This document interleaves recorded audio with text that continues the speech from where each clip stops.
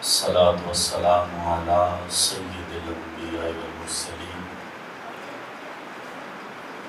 اما بعد فاعوذ باللہ من الشیطان الرجیم بسم اللہ الرحمن الرحیم توبوا الی اللہ توبۃ نصوحا صدق اللہ مولانا العظیم ان اللہ وملائکتہ یصلون علی النبی یا ایھا الذین آمنوا صلوا علیہ وسلموا تسلیما۔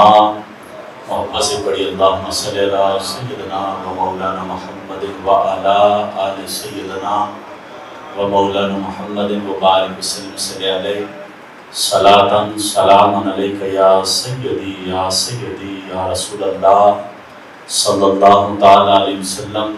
ندامت سے گناہوں کا ازالہ کچھ تو ہو جاتا، ندامت سے گناہوں کا ازالہ کچھ تو ہو جاتا، ہمیں رونا بھی نہیں آتا ہے ندامت سے۔ آج کا عظیم دن، مبارک دن، جمعۃ الوداع، رمضان مبارک کے آخری عشرہ اور آخری جمعہ، اللہ رب العزت کا ہم جتنا بھی شکر ادا کریں اتنا کم ہے کہ اللہ تعالیٰ نے یہ ہمیں مبارک گھڑیاں نصیب فرمائی۔ اگلا رمضان ہم نہیں جانتے کہ ہم میں سے کس کی زندگی میں ہے یا نہیں، اور یہ رمضان کی تو ہر گھڑی رحمت سے بھری ہے، ہر گھڑی۔ جیسے ابھی مجھ سے قبل اس ادارے کے عظیم عالم دین اور خوبصورت مدرس مجاہد اہل سنت حضرت علامہ مولانا محسن قریشی صاحب آپ سے میں بھی گفتگو تھے، اور وہ یہ روایت سنا رہے تھے کہ رمضان میں افطار کے وقت اللہ تعالیٰ 10 لاکھ گناہگاروں کو جہنم سے آزاد کرتا ہے، لیکن جب جمعے کا دن آتا ہے تو ہر گھڑی اللہ تعالیٰ 10 لاکھ گناہگاروں کو جہنم سے آزاد کرتا ہے۔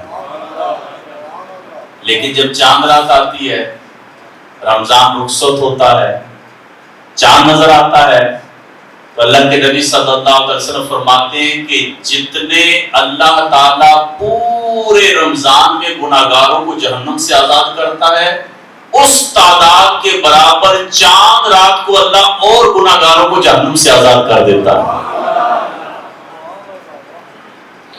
یہ بات کتنی خوشائن ہے، کتنی حسین بات ہے۔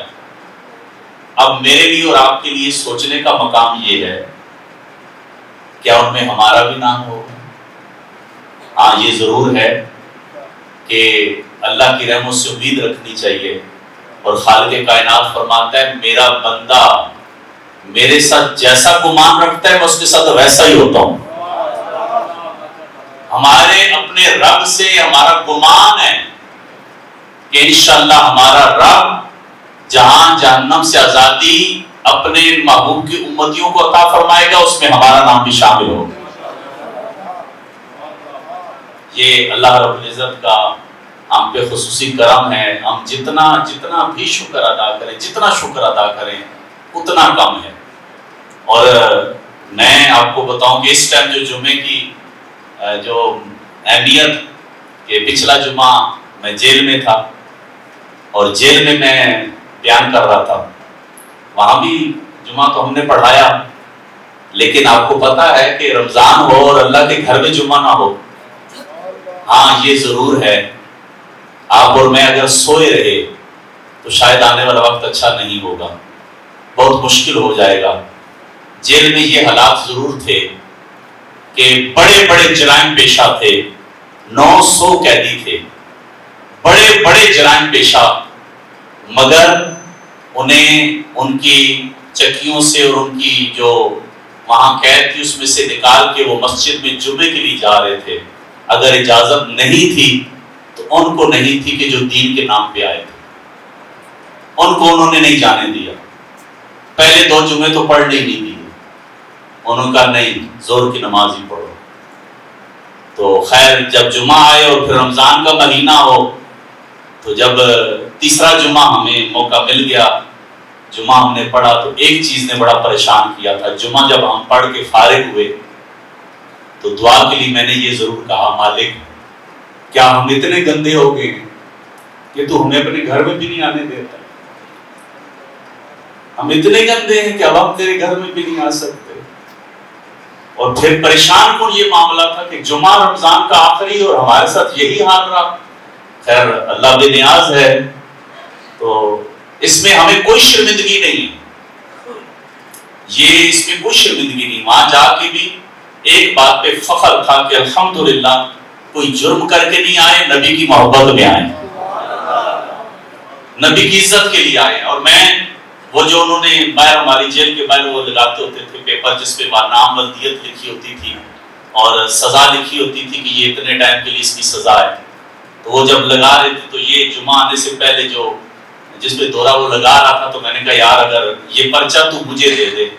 کہتا ہے ہم اپنے ریکارڈ پہ رکھتے ہیں. میں نے کہا یار میرا تو نے کیا ریکارڈ رکھنا، یہ پرچہ مجھے دے دے تو اس کا ایک اور بنا لینا. کہتا ہے کیا کرو گے؟ میں نے کہا کہ یہ میں پرچہ اپنے کفن میں رکھوں گا اور میں کہوں گا میری زندگی میں یہی 25 دن تھے جو حضور کے نام پہ جیل میں کاٹے. نہ تو ہمیں اپنے سجدوں پہ ناز ہے، نہ تو عبادت پہ ناز ہے، اخلاص کا دور دور تک نشان ہی نہیں ہے. ہماری قسمت کتنی اچھی ہے کہ ہمارے اعمال تو اچھے نہیں مگر ہمارے رب نے ہمیں اس لین میں کھڑا کر دیا ہے کہ جس لین میں اس کے ولی کھڑے ہیں. یہ امام ابو حنیفہ رحمۃ اللہ علیہ نے جیل کاٹی ہے، جو کروڑ حنفیوں کے امام فضل خیر آبادی رحمۃ اللہ علیہ. آپ نے فتویٰ دیا تھا انگریزوں کے خلاف کہ جہاد فرض ہے، تو اس فتویٰ دینے کے جرم میں انگریزوں نے آپ کو جیل میں ڈال دیا. جب جیل میں ڈالا تو صرف جیل میں ڈالا نہیں تھا، وہ آپ پہ ظلم کرتے تھے، آپ سے مٹی کے ٹوکرے اٹھواتے تھے. کڑیل جوان تھے، ٹوکرے اٹھا اٹھا کے جسم لاغر ہو گیا تھا، کمر جھک گئی تھی اور جسم میں کچھ نظر نہیں آتا تھا، ہڈیوں کا ڈھانچہ بن گئے تھے. جب وہ انگریز آیا تو اس نے فضل خیر آبادی کے رحمہ کو دیکھا اور کہا او فضل خیر آبادی اپنا فتویٰ واپس لے لے، میں تیرا علاج ایسا کرواؤں گا تو پہلے سے زیادہ جوان نظر آئے گا. تو فضل خیر آبادی فرمانے لگے تو میرے سین واپس لانا چاہتا ہے، یہ منظر بڑی اوکھی ملی ہے، یہ منظر بڑی اوکھی ملی ہے. اور جب آپ کی رہائی کا پروانہ لے کے قاصد جیل کی طرف آیا تو فضل خیر آبادی کا جنازہ جیل سے جا رہا. بڑی بڑی ہستیوں نے جیلیں کاٹی ہے. مفتی کفایت علی کافی رحمۃ اللہ علیہ، نام آپ نے سنا ہوگا، تھوڑی سی گفتگو کر کے موضوع پہ آ جاتا ہوں. مفتی کفایت علی کافی جنہوں نے یہ لکھا ہے کوئی گل باقی رہے گا نہ چمن رہ جائے گا پر رسول اللہ کا دین حسن رہ جائے گا، جنہوں نے یہ کلام لکھا ہے. تو آپ کو پولیس والے گرفتار کرنا چاہ رہے تھے تو آپ چھپتے رہے، 3 مہینے آپ ان کے قابو میں نہیں آئے، آخر گرفتار ہو. جب 3 مہینے بعد آپ گرفتار ہوئے تو انہوں نے آپ پہ بڑا تشدد کیا، بہت ظلم کیا. اور ظلم کی انتہا یہ تھی کہ استریاں گرم کر کے وہ آپ کے جسم پہ لگاتے تھے، استریاں گرم کر کے جسم پہ لگاتے، آپ کے پاؤں کے تلووں پہ استری گرم کر کے لگاتے، جب ہٹاتے تو چمڑی اترتی تھی. جسم کا کوئی حصہ ایسا نہیں تھا جہاں استری گرم نہیں لگی. جب وہ سزا دے دے کے تھک گئے انہوں نے کہا یار صبح تو اس کو پھانسی ہو جائے گی، چھوڑ دو اسی حالت میں. جب وہ اٹھ کے چلے گئے تو مفتی کفایت علی کافی نے اپنا رخ مدینے کی طرف کر لیا. جب مدینے کی طرف رخ کیا اور درود شریف پڑھنے لگے تو اللہ کے نبی آ گئے. جب اللہ کے نبی آئے تو مفتی کفایت علی کافی کی چیخ نکل گئی، کہا آقا آپ نے یوں آنا تھا تو میں چھپا کیوں تھا، میں پہلے ہی آ جاتا. یا رسول اللہ صلی اللہ علیہ وسلم اس طرح آپ تشریف لانا تھا تو مجھے پتا ہوتا میں چھپتا ہی نہیں. تو ہمارے لیے جیل میں ہم جتنے تھے تقریباً 81 افراد تھے ہم، اور مختلف جگہوں پہ ہم تھے، تو ہم یہی کہتے تھے کہ ہم اس کا جتنا شکر ادا کریں کم ہے. ہم اس صف میں کھڑے ہیں کہ جس صف میں اس کے ولی کھڑے. بروز قیامت وہ یوسف علیہ السلام کے دور میں جب بولی لگی تھی نا تو ایک بوڑھی عورت روئی کی گٹھری لے کے گئی تھی.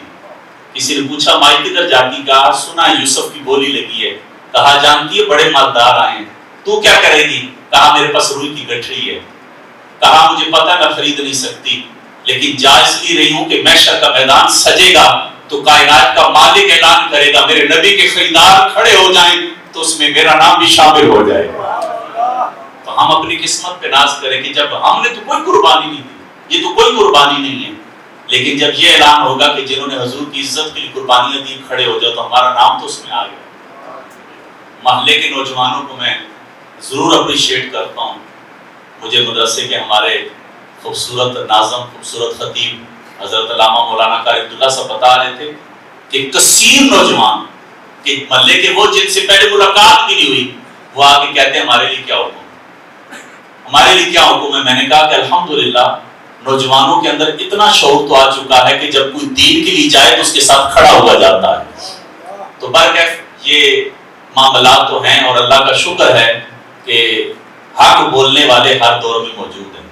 اور یہ بھی یاد رکھیے گا، اور یہ بات دل کی گہرائیوں میں سے جگہ دیجیے گا، اللہ کے نبی صلی اللہ علیہ وسلم کا یہ فرمان ہے کہ بدترین علماء کرام، بدترین علماء تمہیں بادشاہوں کے درباروں پہ نظر آئیں گے۔ جو بادشاہوں کے درباروں پہ بیٹھے ہو، بادشاہوں کی چاپلوسیاں کرے، فرمایا وہ بدترین ہیں۔ اللہ ایسے لوگوں سے ہماری اس امت کو پاک فرما دے، اور ہمیں اللہ حق کے لیے قائم رہنے کی توفیق عطا فرمائے۔ جمعۃ المبارک اور اس کی بارگاہ میں جھولیاں پھیلا کے معافی بھی مانگنی ہے اور توبہ بھی کرنی ہے، اور وہ اتنا کریم ہے، اتنا کریم ہے، اتنا مہربان ہے، اتنا مہربان ہے کہ جرم ہم کرتے ہیں، یعنی اس کی نافرمانی کرتے ہیں، ہم اس کی نافرمانی کرتے ہیں، وہ مہربان اتنا ہے کہ ہمیں خود ہی بلاتا ہے، اور بلاتا بڑے پیارے انداز سے ہے، یا ایھا الذین آمنوا، اے ایمان والو، تم سے غلطی ہو گئی ہے، تم گناہگار بیٹھے ہو، کائنات کا مالک جب تمہیں بلانے لگا ہے تو فرما رہا ہے اے ایمان والو توبو الی اللہ توبۃ نصوحا، آؤ اللہ سے سچی توبہ کر، اللہ تعالیٰ کی بارگاہ میں سچی توبہ کر لو۔ تو سچی توبہ کرنے والا جب توبہ کرتا ہے تو اللہ تعالیٰ اس کے گناہوں کو معاف کر دیتا ہے۔ اب دنیا کا قاعدہ ہے کہ جب کوئی شخص جرم کر دے اور جرم کرنے کے بعد وہ اپنے جرم کا اقرار کرے تو اس کو سزا ملتی ہے، سزا کا اعلان ہوتا ہے، لیکن رب کا بندہ جب توبہ کرے سچے دل سے، اللہ تعالیٰ اس کو سزا نہیں دیتا، اللہ اسے معاف کر دیتا ہے، اس کے گناہوں کو معاف کر دیتا ہے۔ بلکہ اس سے آگے بڑھ کے سنیے کہ دنیا کا قانون ہم دیکھتے ہیں کہ ایک شخص ہے، اسے سزا ہو گئی، سزا کے بعد سزا جب ہو گئی تو بعد میں راضی نامہ ہوا یا جو بھی ہوا تو عدالت نے اسے بری کر دیا کہ چل تجھے معاف کر دیا گیا ہے، تجھے بری کر دیا ہے، لیکن اس کے زندگی کا وہ ریکارڈ اور وہ جرم وہ عدالت اپنے پاس رکھتی ہے۔ وہ یہ کہتا ہے دیکھو یار معاف تو مجھے کر دیا گیا ہے، میرا جرم تو ختم ہو گیا، اس ریکارڈ کو تو ختم کر دو۔ تو وہ کہتے ہیں کہ نہیں، تو آزاد تو ہو گیا مگر تیرا ریکارڈ رہے گا۔ لیکن آئیے رب کی رحمت دیکھیے کہ جب کوئی گناہگار اللہ کی بارگاہ میں سچی توبہ کر لے، وہ اتنا کریم ہے، اتنا مہربان ہے، صرف گناہ معاف نہیں کرتا بلکہ لکھنے والے فرشتوں کو وہ گناہ بھلا دیتا ہے، فرشتوں کو بھی بھلا دیتا ہے۔ بات جائیں ختم نہیں ہے، جس جگہ پہ کھڑے ہو کے اس نے گناہ کیا ہوتا ہے نا، اس جگہ کو بھی اللہ گناہ بھلا دیتا ہے۔ یعنی جب یہ گناہ کرنے والا توبہ کر لیتا ہے تو کائنات کا مالک پھر اس سے راضی بھی ہو جاتا ہے، پھر اس کے گناہوں کا نام و نشان بھی مٹ جاتا ہے۔ اللہ کے نبی صلی اللہ تعالی علیہ وسلم ارشاد فرماتے، ابن عباس روایت کرتے اس روایت کو کہ جب کوئی شخص جرم کر بیٹھے، گناہ کر بیٹھے، اور گناہ کرنے کے بعد اس کے دل میں افسوس آ جائے، ابھی توبہ نہیں کی، صرف اتنا خیال آ گیا، اتنا خیال آ گیا کہ یار میں نے اچھا نہیں کیا، میں نے غلط کیا، مجھے ایسا نہیں کرنا چاہیے، یعنی وہ شرمندہ ہوا۔ اللہ کے نبی صلی اللہ علیہ وسلم فرماتے ہیں ابھی توبہ نہیں کی، صرف دل میں شرمندگی آئی کہ میں نے کیوں کیا ہے، اللہ اس کو توبہ سے پہلے معاف کر دیتا ہے، توبہ سے پہلے معافی دے دیتا ہے، میرا بندہ شرمندہ ہو گیا ہے۔ تو جب اتنا کریم رب اپنے بندوں کو اتنی آسانی سے معاف کر دے تو اس کی بارگاہ میں جھکنا چاہیے۔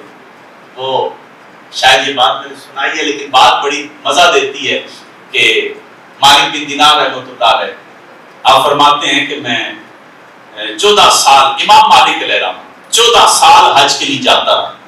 اور میں حج کے لیے جاتا تھا تو میں نے دیکھا کہ حج کے دوران جب ہم طواف کر رہے ہوتے تھے تو ایک آدمی غلاف خانہ کعبہ کا غلاف پکڑ کے نا چیخ رہا ہوتا تھا اور چیخ کے کہتا تھا لبیک اللہم لبیک.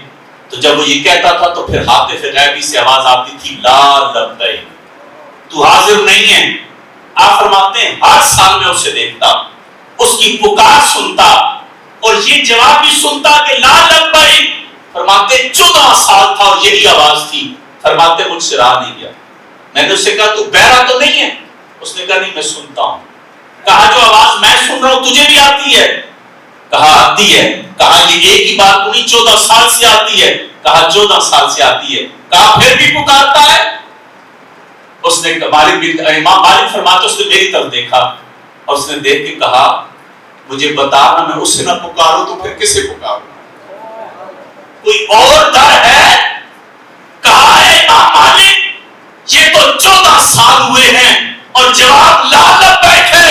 اگر 14,000 سال گزر جائیں اور ہر گھڑی آواز آئے لا لبیک میں پھر بھی یہ در نہیں چھوڑوں گا کیونکہ اس کے سوا ہے جو کوئی نہیں. جب یہ کہا تو امام مالک کہتے ہیں کہ ایک رکا گرا نیچے.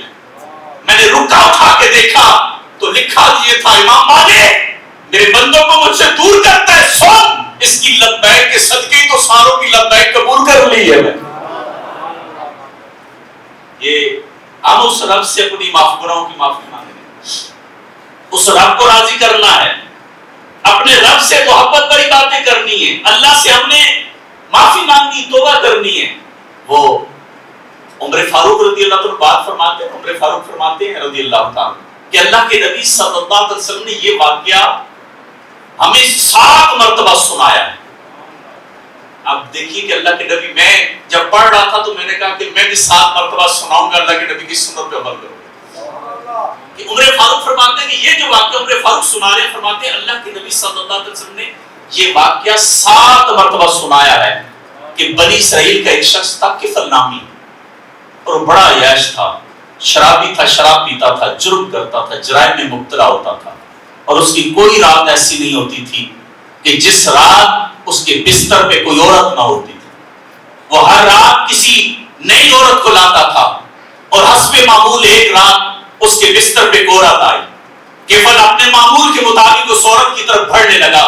تھی حسین مگر آنکھوں میں نمی تھی اور جسم کانپنے لگا, پسینے میں شرابور ہونے لگی. کیفل نے کہا میں نے زبردستی تو کوئی نہیں, کیونکہ اس نے اجرت طے کی تھی کہ میں تجھے 60,000 دینار دوں گا. اب وہ کانپ رہی ہے اور پسینہ آتا ہے. کیفل کہتا ہے میں نے زبردستی تو کوئی نہیں کی, تو اجرت پہ آئی ہے. وہ رو پڑی, کہنے لگی آئی نہیں ہوں, مجھے مجبوریوں نے لایا ہے. میرے بچے بھوکے ہیں اور میرے پاس کچھ بھی نہیں ہے, میں مجبور ہو کے آئی ہوں. اب وہ کانپ رہی تھی. کہا کانپتی کیوں ہے؟ کہا اپنے اللہ سے شرم آتی ہے. عورت ہو کے کہتی مجھے اللہ سے شرم آتی ہے. اس نے کہا ہے کہ میں کبھی یوں نہ کرتی, مجھے مجبوریاں لے آئی ہیں, لیکن پریشان اس لیے ہوں, کائنات کے مالک سے شرم آتی ہے. کفر نے سنا تو کانپنے لگا. کفر کی دل کی دنیا بدلنے لگی اور کفر کہتا ہے لے 60,000 دینار اور جا. میں بڑا گندا آدمی ہوں, میں بڑا گندا ہوں, مگر مجھے معاف کر دینا. مجھے نہیں پتا تھا تیرا حال کیا ہے. جا کفر کے لیے بھی دعا کر دینا. اس عورت کو 60,000 دینار دی. وہ عورت دینار لے کے چلی اور کفر نے وضو کر کے مصلی بچھا لیا. مالک میں تو بڑا گندا ہوں. مالک ایسے ایسے مجبور لوگ بھی آتے ہیں. کفر چیختا ہے تو ادھر اس کا انتقال ہوتا ہے. جب کفر کا انتقال ہوتا ہے تو کفر کی دیوار کے پائے لکھا ہوتا ہے کفر نے اللہ سے دوستی کر لی ہے, اللہ نے اسے بخش دیا. ہماری زندگی بھی تو ایسی آئے نا یار, ہم بھی تو کوئی ایسی رات گزارے نا. آج موئن بارے کی زیارت بھی ہے. اس سے بڑی سعادت کیا ہے کہ سرکار صلی اللہ علیہ وسلم کے بال مبارک, یعنی ایک بات بڑی دل نشین ہے. اگر آپ کو لطف آئے اس بات پہ کہ موئن بارک کی ہم زیارت کریں گے نا, سرکار کی ظلم مبارک کی, تو آپ کو پتا ہے نا اللہ کے نبی معراج میں اپنے رب کو دیکھنے گئے تھے. سرکار کے وہ بال جن بالوں نے رب کا دیدار کیا ان بالوں کا دیدار ہم کریں گے. ہم اپنی قسمت پہ ناز کریں نا کہ الحمدللہ ہمارے اس ادارے میں ہر سال یہ سعادت ہمیں حاصل ہوتی ہے. اور میں جیل میں بھی تھا تو جو آپ بیٹھتے تھے تو سارے اپنے اپنے دکھڑے بیان کرتے تھے تو میں ان کی حوصلہ افزائی کرتا تھا. تو مجھے وہ بات کرتے میں نے کہا یار بس مجھے ایک چیز پریشان کرتی. کہتے کیا؟ میں نے کہا جمعۃ الوداع کا منظر ہمارا بڑا حسین ہوتا ہے. میں نے کہا بڑا حسین ہوتا ہے. میں نے کہا اپنی دل کی آواز یہ ہوتی ہے کہ آج کے دن ہمارے رب نے ہمیں بخش دیا. میں نے کہا میں سوچتا ہوں 3 جمعے تو ہمارے گزر گئے ہیں, اب یہ جمعۃ الوداع, لیکن اس کی ذات بڑی بے نیاز ہے. الحمدللہ جمعۃ الوداع اور ہم اللہ کے گھر میں موجود ہیں. اور جتنا ہم اس کا شکر ادا کریں اتنا کام, جتنا شکر ادا کریں. ہمیں اللہ کی بارگاہ میں سچی توبہ کرنی, سچی توبہ کرنی. محبوب کائنات صلی اللہ علیہ وسلم فرماتے ہیں کہ اگر مجھے اپنی امت کا سست پڑنے کا خوف نہ ہو تو میں کہوں کہ جا کے گلیوں میں اعلان کر کے سنا دو کہ 4 لوگ وہ ہیں جنہیں جنت میں جانے سے کوئی نہیں روک سکتا. 4 لوگ وہ ہیں جنہیں جنت میں جانے سے کوئی نہیں روک سکتا. اب وہ 4 لوگ پھر صحابہ نے بتایا, اللہ کے نبی نے جو بتایا, فرمایا ایک وہ عورت, کیونکہ خواتین بھی سن رہی ہیں اور ہمارا بچیوں کا مدرسہ بھی ہے اور اللہ کا احسان ہے کہ الحمدللہ ہمارے مدرسے کی خواتین بھی خامسہ یعنی 5ویں درجے پڑھ رہی ہیں, 5واں درس نامی کا, اور بے شمار بچیاں ترجمہ تفسیر پڑھ رہی ہیں.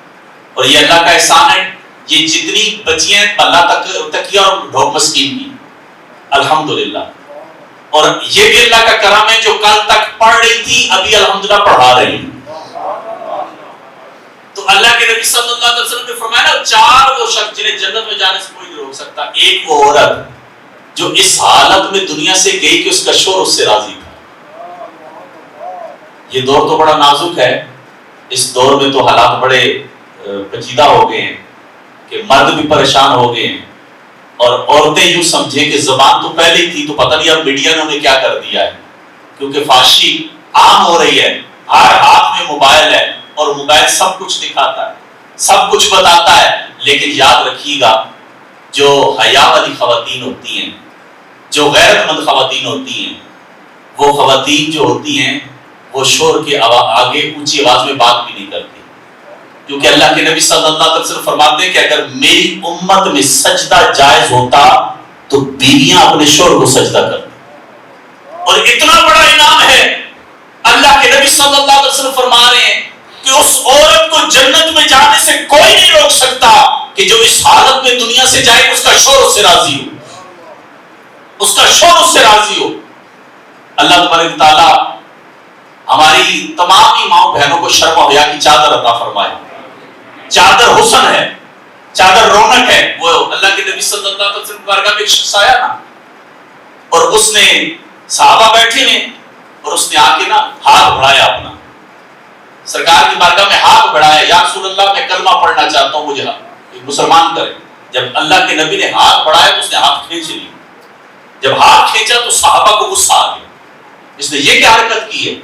تو سرکار صلی اللہ علیہ وسلم نے صحابہ کو اشارہ کیا کہ تم بیٹھے رہو. اس نے کہا کہ میں مسلمان تو ہوتا ہوں لیکن جو میں نے گناہ کیا ان کا کیا ہوگا. اللہ کے نبی صلی اللہ علیہ وسلم فرماتے ہیں کہ اسلام میں داخل ہونے سے جو اسلام سے پہلے کیے ہوئے گناہ ہیں وہ سارے معاف ہو جاتے ہیں. اس نے کہا کہ میرے گناہ آپ کو پتہ ہے کتنے ہیں, سنیے گا. اللہ کے نبی فرماتے ہیں جتنے بھی ہوں. اس نے کہا میں نے 70 بیٹیوں کو زندہ درگور کیا ہے, میں نے 70 بیٹیاں اپنے ہاتھوں سے زمین میں زندہ گاڑی ہیں, پھر بھی میں معاف ہو جاؤں گا. فرمایا ہاں, اسلام سے پہلے تو نے جو گناہ کیے ہیں اللہ تجھے معاف کر دے گا.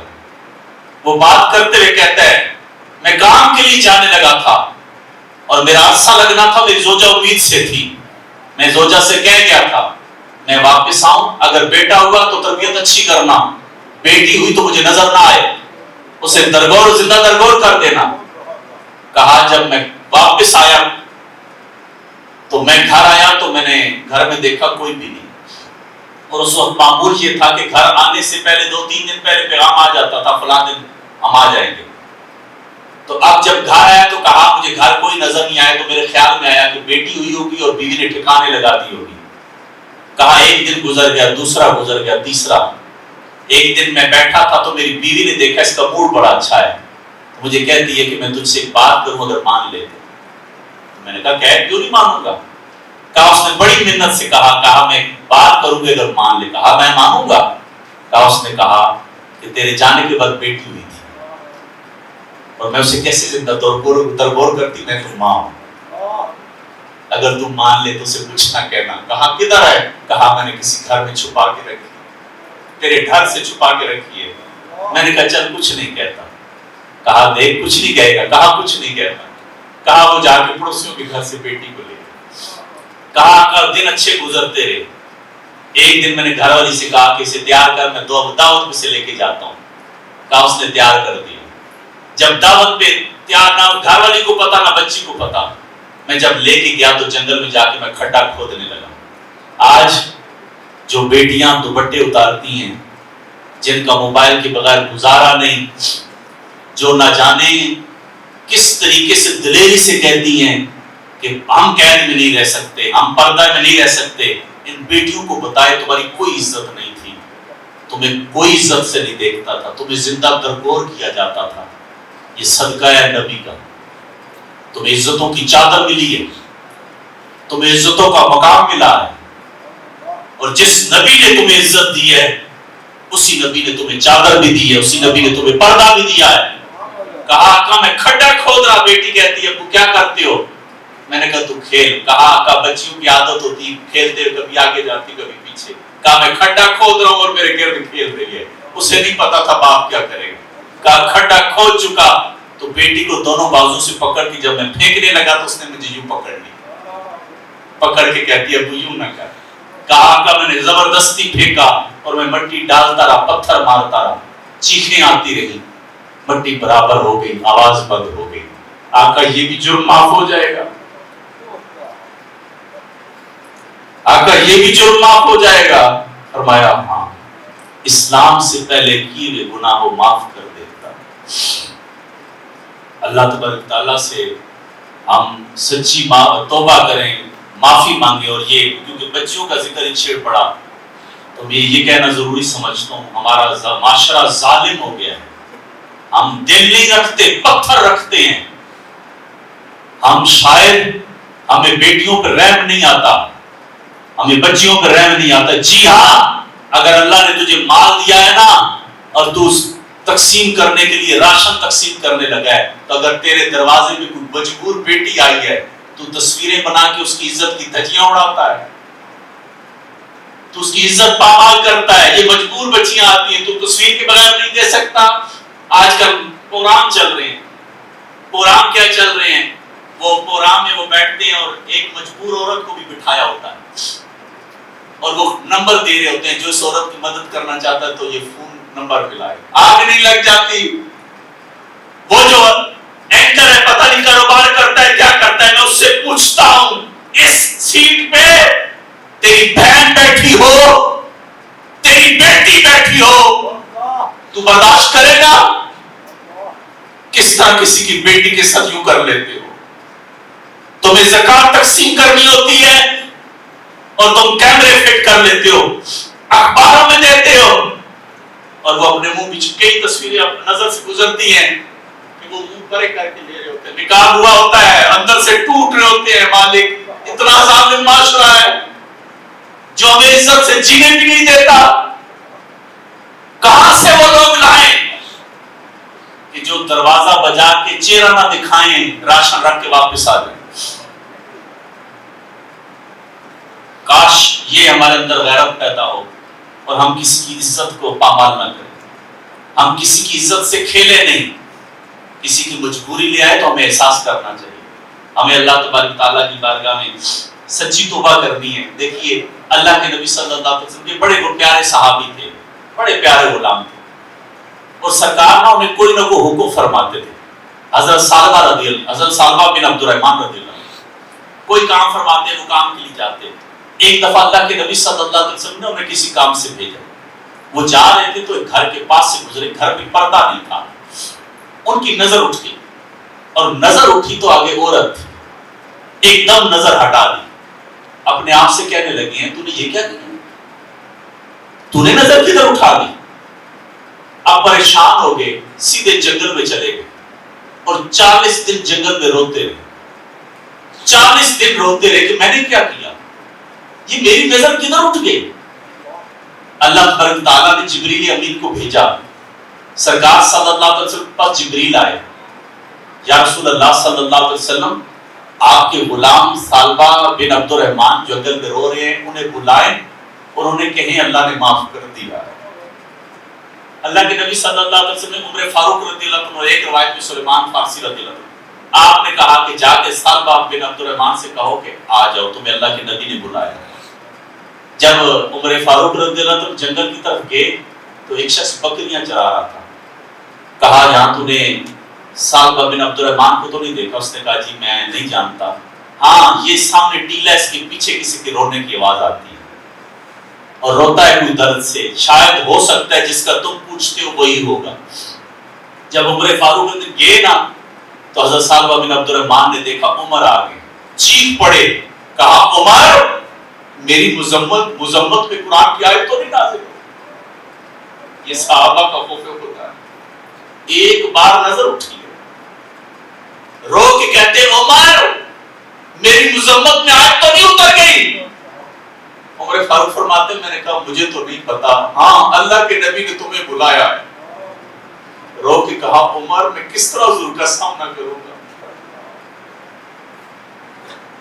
جب میں پڑھ رہا تھا تو میں یہاں سوچنے پہ مجبور ہوا، وہ صحابی رسول ہے اور نظر ایک اٹھی ہے اور وہ یہ سوچتے ہیں کہ میں نبی کا سامنا کیسے کروں گا محشر کے میدان میں، بلکہ قبر میں حضور کا چہرہ تو دکھایا جانا ہے، ہم سامنا کیسے کریں گے، ہمارے پاس تو کچھ بھی نہیں۔ عمر فاروق نے فرمانے لگے کہ پیغام ہے اب چلو، کہا عمر ایسا کرتے ہیں کہ اس ٹائم جائیں جب نماز کا ٹائم، اس ٹائم جائیں جب نماز کا ٹائم ہو، اور میں کونے میں کھڑا ہو جاؤں گا، میں حضور کا سامنا نہیں کر سکتا۔ جب پہنچے تو مغرب کا ٹائم تھا اور نماز کھڑی تھی اور اللہ کے نبی نماز پڑھا رہے تھے، یہ بھی نماز میں کونے میں کھڑے ہو گئے، اللہ کے نبی قرآن پڑھ رہے ہیں، جب اللہ کے نبی تلاوت کر رہے ہیں تو سالبہ رو رہے ہیں، روتے روتے بے ہوش ہو کے گر پڑے، صحابہ اٹھا کے گھر لے آئے، نماز کے بعد اللہ کے نبی کو بتایا، آقا وہ نماز میں بے ہوش ہو کے گر پڑے، انہیں گھر لے آئے۔ اللہ کے نبی صلی اللہ علیہ وسلم اس کے گھر پہنچے، دیکھا کہ وہ بے ہوش پڑے، اللہ کے نبی صلی اللہ علیہ وسلم نے ان کا سر اٹھا کے اپنی گود میں رکھا۔ اتنا پیار تو ماں بھی نہیں کرتی ہے۔ عزیز علیہ ما عنتم حریص علیکم بالمؤمنین رؤوف رحیم، تمہارا تکلیف میں پڑنا انہیں گرا گزرتا اور یہ حریص ہیں، کمال مہربان بھی ہیں، رحیم بھی ہیں۔ آپ نے سر انور اٹھا کے نا گود میں رکھا، تو جب انہوں نے آنکھیں کھولی تو دیکھا اللہ کے نبی، ایک دم سر اٹھایا، اللہ کے نبی نے فرمایا سالبہ سر ادھر ہی رکھو، کہا آقا میرا سر کہاں اس قابل؟ سرکار نے سر رکھا اور کہا اللہ نے پیغام بھیجا ہے کہ تیرا رب تجھ سے راضی ہے۔ سالبہ رو پڑے، کہا یا رسول اللہ میرا رب مجھ سے راضی ہے؟ کہا تیرا رب راضی، کہا آقا آپ بھی راضی ہیں؟ کہا آپ بھی راضی ہیں؟ کہا میں بھی راضی ہوں۔ چیخ ماری، روح پرواز ہی کرے۔ جب جنازہ اٹھا تو اللہ کے نبی جنازے کے ساتھ ہیں اور اللہ کے نبی پاؤں رکھتے ہیں فاصلے کے ساتھ۔ کسی صحابی نے پوچھ لیا آقا یہ پاؤں فاصلے سے کیوں رکھتے ہیں؟ فرمایا آسمان سے بہت فرشتے اتر کے آئے اس کی جنازے میں، اس نے ایسی توبہ کی ہے، ایسی توبہ کی ہے کہ فرشتے اس کا جنازہ پڑھنے آئے۔ ندامت سے گناہوں کا ازالہ کچھ تو ہو جاتا ہے، ہمیں رونا بھی نہیں آتا ہے ندامت سے۔ ہم سچے دل سے اپنے رب سے توبہ کریں، معافی مانگیں اور اللہ سے ہم دعا کریں، اے کائنات کے مالک ہم تیرے بندے ہیں، تیرے معبود کے نوکر ہیں، ہماری جتنی زندگی رہی ہے وہ بقیہ تیرے نام پہ لگے اور تیرے معبود کی نوکری میں لگے۔ ہمارے جنازے اٹھیں، تو کوئی انگلی اٹھا کے یہ نہ کہے یہ غدار ہے، وہ یہی کہے کہ دین کا وفادار ہے۔ ہم سچی توبہ کر کے آج اٹھے، اپنے گناہوں کی معافی مانگ کے اٹھے۔ ہمارا رب بڑا کریم ہے، بڑا ہی کریم ہے۔ جب مانگنے والا مانگے، ابھی صرف مانگنے کی کوشش کرتا ہے، اس کی رحمت کو جوش آ جاتا ہے۔ کوئی پکارے تو صحیح نا۔ تو یہ ہم جو آج پچھلے سال تو ہمارا یہ پروگرام نہ ہو سکا کورونا کی وجہ سے، اور شور تو اس دفعہ بھی پڑا تھا، لیکن اللہ تعالیٰ نے ہماری مدد کی، اعتکاف تو نہیں بیٹھنے دیا گیا۔ تو میں آپ سے ایک بات یہ کہوں کہ کس کی جرأت ہے کوئی ہمیں روکے؟ کوئی روک سکتا ہے؟ کوئی اللہ کے گھر میں اعتکاف کرنے سے روک سکتا ہے؟ میں تو یہ سمجھتا ہوں کہ شاید وہ ناراض ہے ہم سے، یہ روکنے کے بہانے بنے ہوئے ہیں۔ یار کتنا دور نہیں کر رہے ہیں، یہ سب باپ ہے، یہ بیٹا ہے ادھر کھڑا ہو، اتنا دور کر رہے ہیں ہمیں۔ باپ بیٹے کو دور کر دیے، سگے بھائی کو دور کر رہے ہیں۔ 50 سال سے زیادہ عمر ہے، ہم نے تو پڑھا ہے، روایت میں آتا ہے جب بڑھاپا آ جائے تو اس کی رحمت کو جوش آتا ہے۔ تو بوڑھا ہو گیا ہے، تیرے بال سفید ہو گئے ہیں، تو کمزور ہو گیا ہے، اب بھی آ جا، تیرا اللہ تجھے قبول کرتا ہے۔ ہم نے تو پڑھا ہے کہ جب تو کمزور ہو تو اللہ پکارتا ہے، بلاتا ہے، ہاں میں قبول کرتا ہوں۔ اب جہاں کہا جا رہا ہے جو بوڑھے ہیں نہ آؤ، کہیں وہ ناراض تو نہیں ہے؟ اس نے اپنے گھر کے دروازے بند کر دیے، نہ آؤ میرے گھر میں، روکنے کے لیے یہ کھڑے ہو گئے ہیں۔ میں جب پچھلے کورونا میں دبئی میں تھا، جو جمعہ میں نے وہاں پہ کورونا میں بالکل لاگ ہو گیا دبئی، تو جب وہاں پہ وہ جمعے کا ٹائم آیا تو اب جمعہ تو کہیں تھا ہی نہیں، تو وہ جو احباب تھے انہوں نے کہا کہ یار آپ نے تو چلے جانا ہے تو آپ جمعہ پڑھا دیں۔ میں نے کہا ٹھیک ہے۔ اب طے تھا کہ 1 بجے مسجد کھولیں گے اور 10-20 منٹ کے اندر خطبہ پڑھ کے نماز پڑھا دیں، اور ڈیوٹی میرے ذمہ تھی۔ اب یقین مانے وہ منظر نہیں بھول سکتا۔ ہم وہ ایک مسجد تھی، اس کے دروازے پہ کھڑے تھے، لوگ آ رہے ہیں اور مختلف جگہوں پہ کھڑے ہو رہے ہیں، اور پتہ کیا کر رہے ہیں، دور سے بندہ یوں دیکھ کے نا یوں اشارہ کرتا ہے، ہمیں بھی آنے دو گے۔ میں پریشان ہو رہا تھا اور دل میں کہہ رہا تھا اللہ اب روکنے والے تو نہیں ہیں، یہ کیوں ہم سے اجازت لے رہے ہیں؟ ایک دوسرے سے کہہ کے منتیں کروا رہے تھے، ہمیں بھی جمعہ پڑھنے دو گے، کیونکہ جگہ وہ کم تھی، بندے بہت تھے۔ اب ہم نے 1 بجے مسجد کھولی اور لوگ دھڑا دھڑ مسجد میں داخل ہوئے۔ معمول کے مطابق میں ممبر بیٹھا، انہوں نے اذان دی، خطبہ پڑھا، نماز پڑھی۔ نماز کے بعد ہاتھ اٹھا کے میں نے اتنا ہی کہا ہے اللہ ہم تیرے گھر سے روکنے والے نہیں ہیں، یہ ہم سے اجازت لیتے ہیں۔ اب یقین مانے چیخوں کی آوازیں تھی۔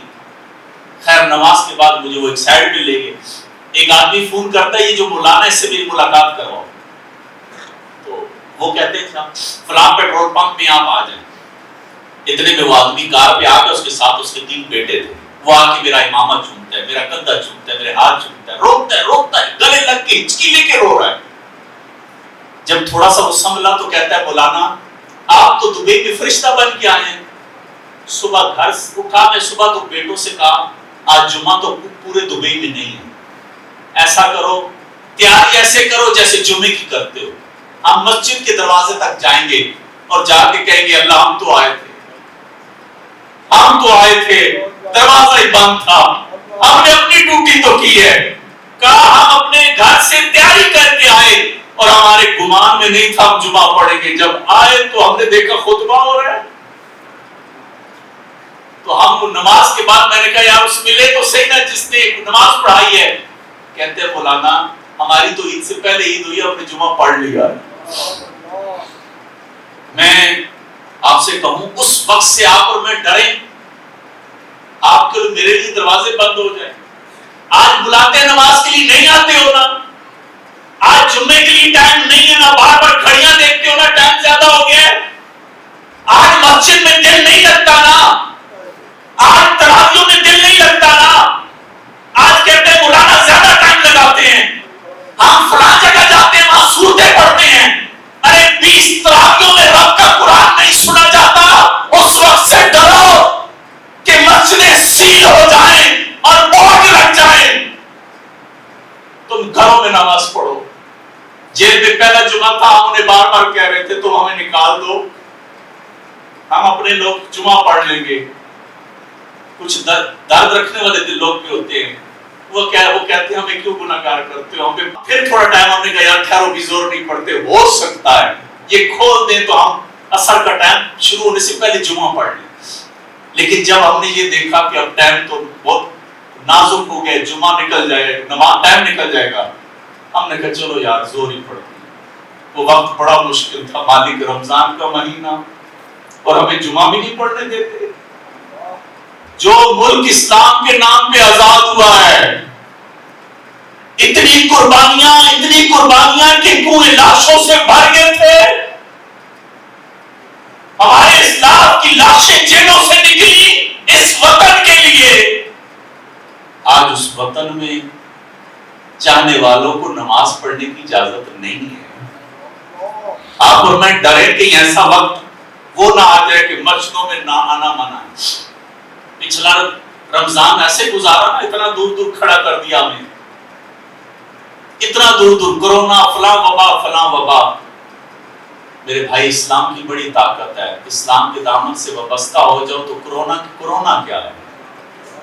کرونا کیا ہے؟ کئی بیماریاں ہیں، یہ تو اللہ کے نبی کے قدموں کا صدقہ ہے کہ جب مدینے تشریف لائے تو اس سے پہلے مدینے کا جو نام تھا وہ یثرب تھا، اور بیمار اس کا مطلب ہے بیماریوں کا گڑھ. لیکن اب تو مدینے کی مٹی میں بھی شفا ہے. لیکن پھر آگ لگ جاتی ہے. یار تم ادھر سپرے کرتے ہو کہ جس خانہ کعبہ کو دیکھ کے آنکھیں ٹھنڈی ہوتی ہیں، حجر اسود پہ سپرے کرتے ہو جو جنت سے پتھر آیا ہے. اتنے کمزور ایمان ہے. یہ بس بات پھر وہی ہے، دیکھ ہماری آنکھ مچولی، اپنا سینہ اپنی گولی، کھو دی اپنے فقر کی دولت، آقا ہم سے بھول. ایک علامہ صاحب کو جیل میں لایا گیا، اور بھی بہت سے تھے، ان کی یہ پنڈلیاں سوجی ہوئی تھی، جسم پہ اتنے نشان تھے. میں نے پوچھا کیا ہوا ہے؟ کہا تھانے میں انہوں نے مارا ہے. میں نے کہا کیوں مارا ہے؟ کہتے تم کیا کرتے تھے؟ نعرے لگاتے تھے. اب لگا نعرے. میں نے اس کے زخم دیکھ کے کہا، میں نے کہا میں اور تو کچھ نہیں کہہ سکتا، واللہ جہاں جہاں ڈنڈے لگے ہیں رسول اللہ کے نام پہ، یہاں جہنم کی آگ نہیں ہو سکتی. دیکھ ہماری آنکھ مچولی، اپنا سینہ اپنی گولی، کھو دی ہم نے فقر کی دولت، آقا ہم سے بھول. بن کے سیموں زر کے بندے، تن کے اجلے من کے گندے. تن ستھرا ہے، من گندا ہے، اندر گندا ہو گیا. آئیے ہم اندر کی صفائی بھی آج کریں. جب منہ مبارک کی زیارت کریں تو کہیں یا اللہ اندر بھی ستھرا کر، ہمارا دل بھی ستھرا کر. یہ ادارہ آپ کے لیے نعمت ہے. اس ٹائم 20 جگہ پہ بچے قرآن سنا رہے ہیں. اس ادارے کے پڑھے ہوئے بچے 20 جگہوں پہ قرآن سنا رہے ہیں. الحمدللہ ثم الحمدللہ. اور 7ویں مسجد اس ادارے کی. پچھلے رمضان ہم نے مسجد فاطمہ الزہرا کا آغاز کیا، میرا بعد پہلی تراویح اور پہلی نماز. اور الحمدللہ اس رمضان میں، یکم رمضان میں، مسجد حسنین کریمین، یہ پیچھے دولیا کے ساتھ ایک کالونی ہے، وہاں پہ ایک کنال مسجد وہاں بنا رہے ہیں. تراویح نماز شروع کر دی. ابھی عارضی مسجد بنائی ہے، انشاءاللہ عالیشان مسجد بنے گی. اور یہ ہماری 7ویں مسجد ہے. تو ہمارا شوق تو یہی ہے کہ ہم اللہ کے گھر بنائیں، قرآن پڑھنے والے بچے تیار ہوں، پڑھانے والے تیار ہوں، امام خطیب. اور ان مدارس کو یہ اپنے لیے نعمت سمجھو. آج پورے پاکستان بلکہ پوری دنیا میں کتنی جگہوں پہ قرآن پڑھا جا رہا ہے. یہ قرآن سنانے والے مدارس کا تو صدقہ ہے، یہ مدارس کا صدقہ ہے. جو پورا قرآن مصلے پہ کھڑے ہو کے سنا دے، یہ کتنی بڑی بات ہے. یہ اللہ ہمارے ادارے کو قائم و دائم رکھے، اس ادارے کو ترقیاں عطا فرمائے الحمدللہ. اور یہ رمضان کے بعد جو ہماری نئی کلاسیں شروع ہونی ہیں، اب ہم نے کیونکہ اسکول پڑھانا بھی شروع کر دیا ہے. جن بچوں نے درس نامی کا پہلا درجہ پیپر دیے، ابھی چھٹی کے پیپر بھی دیں. اب رمضان کے بعد جو ہم کلاس بنا رہے ہیں، 7ویں پاس بچے ہم لیں گے. 7ویں پاس بچے وہ 8ویں بھی ہم ان کو پڑھائیں گے، مڈل، اور 7 ہم ان کو درس نامی پڑھائیں گے، پھر 9 پھر آپ اس طرح ہم نے انہیں پڑھانا ہے۔ تو میری درخواست ہے کہ جو اہل محلہ ہے، چراغ تلے اندھیرا نہ ہو، اپنے بچوں کو لائیے، جن کے بچے 5ویں پاس کر چکے ہیں وہ لائیں، ہم ان کو حافظ بنائیں گے، اور 3 سال میں حفظ کرانے کے ساتھ ہم انہیں 8ویں بھی کروائیں گے، مڈل بھی کروائیں گے۔ اپنے بچوں کو حافظ قرآن بنائیں، عالم دین بنائیں، اور یقین مانیں میں نے دیکھا ہے جیل کے اندر جتنے بھی حافظ اور علماء کرام تھے نا، وہ اپنے لیے سعادت سمجھ رہے تھے، ان کو ہم نے روتے نہیں دیکھا، کچھ بیچ میں ہمیں بھی آگے تھے، تو جتنے ممی ڈیڈی پکڑے گئے تھے وہ روتے تھے، وہ کہتے تھے ہمیں بھی پھنس گئے ہیں۔ تو میں سوچا تو آپس میں باتیں کرتے، میں نے کہا دیکھو بیچارے کالج یونیورسٹیاں فارمی کھا کھا کے دل بھی فارمی ہیں، اتنے کمزور ہو گئے ہیں، تو پٹاخہ بجے ٹانگیں کانپتی ہیں۔ اسلام تو طاقت رکھتا ہے، اسلام تو پاور والا ہے، جب سینے میں قرآن ہو جائے تو پھر طاقت خود ہی آ جاتی ہے۔ تو اپنے بچوں کو دلیر بنائیں، بزدل نہ بنائیں، اور یہ جو ہمیں درس دیا جاتا ہے نا، اسلام امن سکھاتا ہے تو بالکل امن سکھاتا ہے، لیکن یاد رکھنا اسلام اکڑنا سکھاتا ہے، اسلام غیرت سکھاتا ہے۔ جس نے عاجزی سکھائی ہے اس نے اکڑنا بھی سکھایا۔ آپ جب حج کے لیے جاتے ہو یا عمرے کے لیے تو آپ طواف کرتے ہو نا، تو پہلے 3 چکر رمل کرتے ہو۔ رمل کا مطلب کیا ہے؟ سینے چوڑے کر لو۔ یہ سینے چوڑے کیوں ہوئے ہیں؟ اللہ کے نبی صلی اللہ علیہ وسلم جب صحابہ کے ساتھ عمرے کے لیے گئے تھے نا، کفار دیکھ رہے تھے، طواف کا ٹائم آیا تو اللہ کے نبی نے فرمایا صحابہ سینے چوڑے کرو، کفار کو پتا چلے ہم آگے ہیں۔ جب مسلمان آئے، بزرگ آئے، عالم آئے، تیرا والد آئے، چچا آئے، نظر جھکا دینا۔ جب استاد آئے، غیر مسلم آئے، سینہ چوڑا کر کے کھڑا ہو جانا کہ میں مسلمان ہوں۔ یہاں بزدلی نہ دکھانا۔ اور مزے کی بات آپ کو کہوں، غیرت تو روکتی ہے، جو پولیس والا مجھے لے کے جا رہا تھا نا گاڑی میں، کار میں، وہ بیچارہ رو رہا تھا، مجھے کہتا مولوی صاحب ہم مسلمان ہیں، ہماری بخشش ہوگی؟ میں نے کہا کیوں؟ کہتے ہیں ہم سوچتے ہیں استعفے دیں، پھر سوچتے اتنی نوکری ہوگی ہمارے بچوں کا کیا ہوگا؟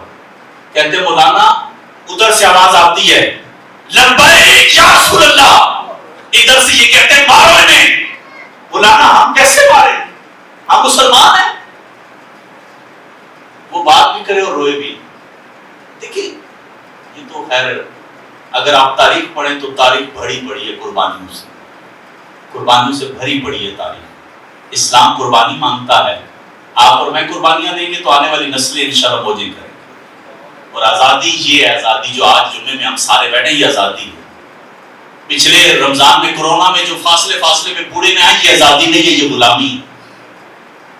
اور یہ تو بات سب نے تسلیم کی، آج تک نہ کسی مدرسے میں نہ کسی مسجد میں کورونا کا مریض آیا۔